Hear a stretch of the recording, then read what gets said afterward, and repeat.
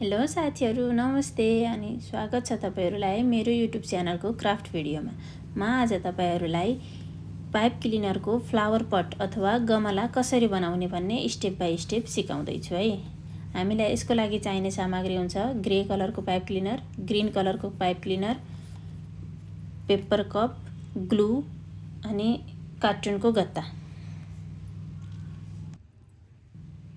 सबैभन्दा पहिले त्यो कपमा फिट हुने तरिकाले पाइप क्लिनरलाई फोल्ड गर्ने।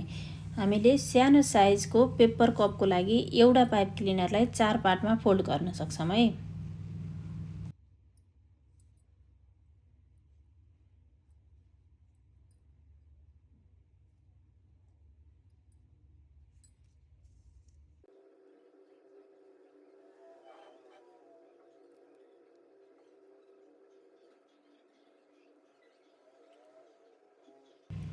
यसरी सबै पाइप क्लिनरलाई फोल्ड गरिसकेपछि अब पेपर कपमा बाहिरबाट ग्लु लगाउने।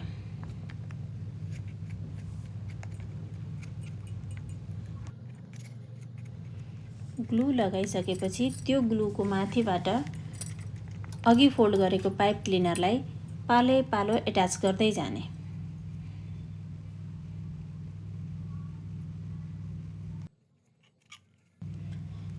एट्याच गरिसकेपछि तलको भाग र माथिको भागलाई थोरै थोरै भित्रपट्टि मोडिदिने। यसरी पाइप क्लिनर त्यो कपमा प्रोपरली एडजस्ट हुन्छ।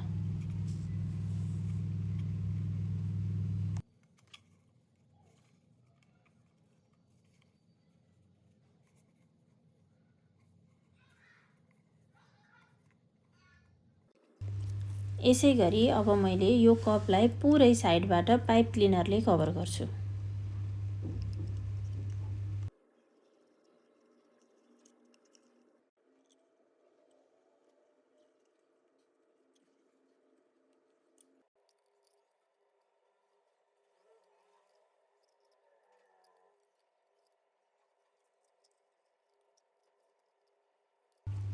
यो कप सबैतिरबाट पाइप क्लिनरले कभर भयो।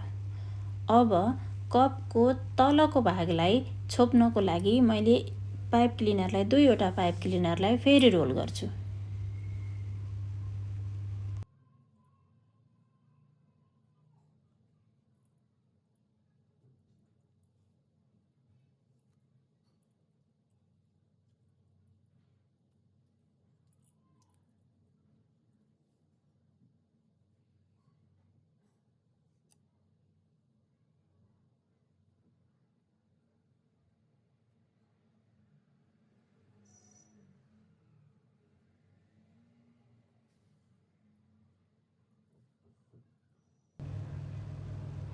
रोल गरिसकेपछि यसलाई पनि गम लगाएर कपको ब्याक साइड बेसमा एट्याच गर्छु।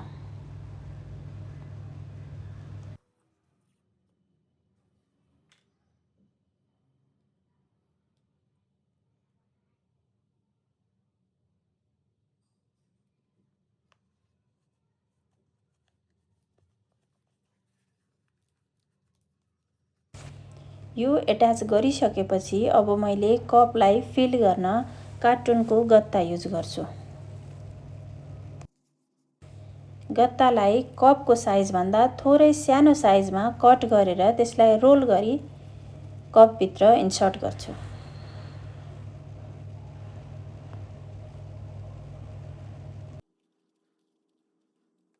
यसरी कपको भित्री पार्ट पनि फिल भयो।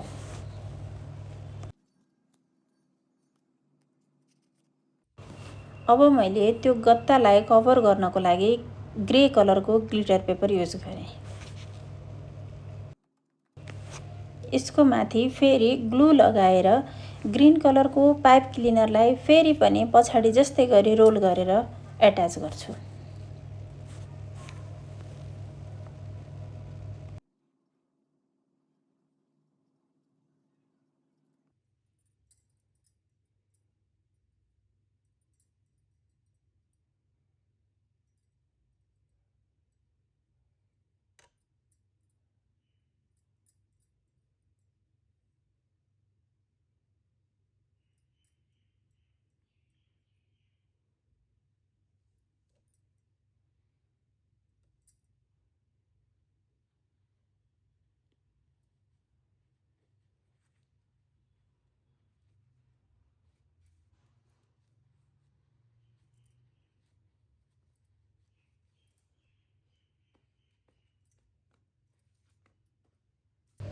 यति गरिसकेपछि हाम्रो फ्लावर पट अथवा फ्लावर बेस रेडी भयो।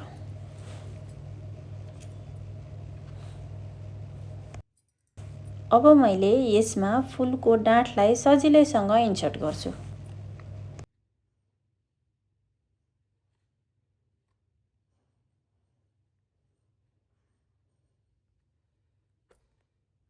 मैले यो फुललाई गमलाबाट पछि सजिलै ननिस्कियोस् भनेर यसमा पनि ग्लु लगाएर इन्सर्ट गर्छु। यसरी इन्सर्ट गर्दा गमलाले फुलको डाँठलाई बलियो गरी समात्छ।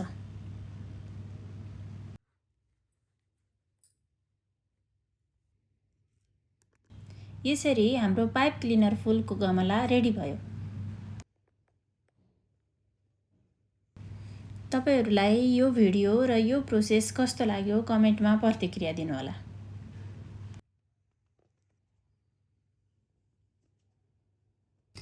यदि यो भिडियो मन पर्यो भने भिडियोमा लाइक गरिदिनु होला र यस्तै क्राफ्ट रिलेटेड भिडियो हेर्न चाहनुहुन्छ भने च्यानललाई सब्स्क्राइब गरिदिनु होला। Thank you.